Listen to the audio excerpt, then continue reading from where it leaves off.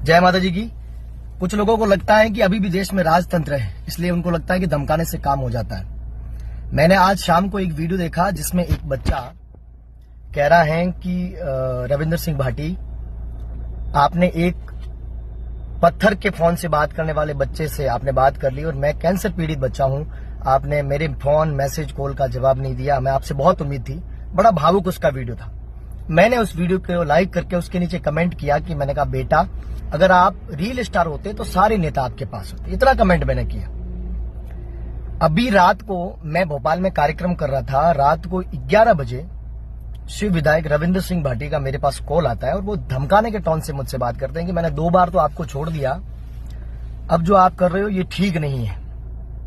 तो आपको बता दूं, मैं सिर्फ कमेंट किया और बहुत सारे लोगों ने कमेंट किया है। और कमेंट करने के लिए इतना दिल पे लेने वाली बात है नहीं। आप नेता हो और आपके खिलाफ बहुत सारे लोग कमेंट करते रहते हैं। आप मुझे भी उन्हीं में से समझ लेते।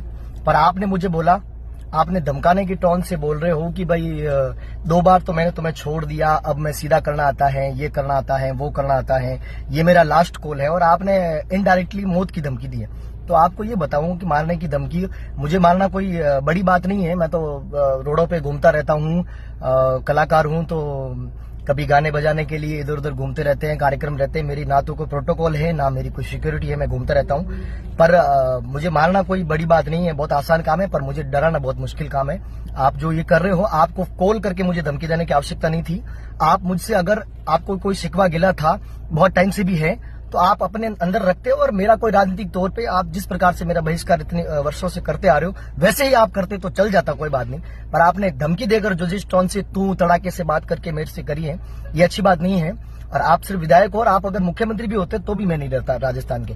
तो मैं पहली चीज आपको बता दूं, मेरा बाप मरा है पर मेरा राम नहीं मरा है। तो मैं आपको पहले एक चीज बता दूं, मुझे धमकाने की आवश्यकता नहीं है। मैं एक कलाकार हूं और मैं स्वतंत्र हूं। किसी के ऊपर कहानी लिखने के लिए, किसी के ऊपर गीत लिखने के लिए, छंद लिखने के लिए, कमेंट लिखने के लिए, और सारे लोग स्वतंत्र हैं। और ऐसी मैंने कोई गाली गलौज नहीं लिखी जिसके लिए आप रात को कॉल करके 11 बजे मुझे धमका रहे हो।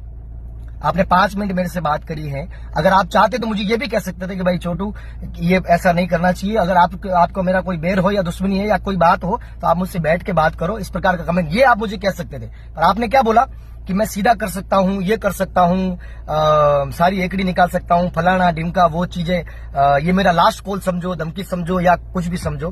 तो आपको मैं बता दूं, मैं किसी धमकी से नहीं डरता और किसी से नहीं डरता हूं। मेरे पास कुछ भी नहीं है खोने के लिए जिसके लिए मुझे डरना पड़े। मैं आपको एक चीज कह देता हूं, ठीक है। और आपको जो करना है, आपने कहा ना मुझे क्या करना आता है क्या नहीं आता है, तो आपको जो करना आता है आप करिए। मैं ऐसे ही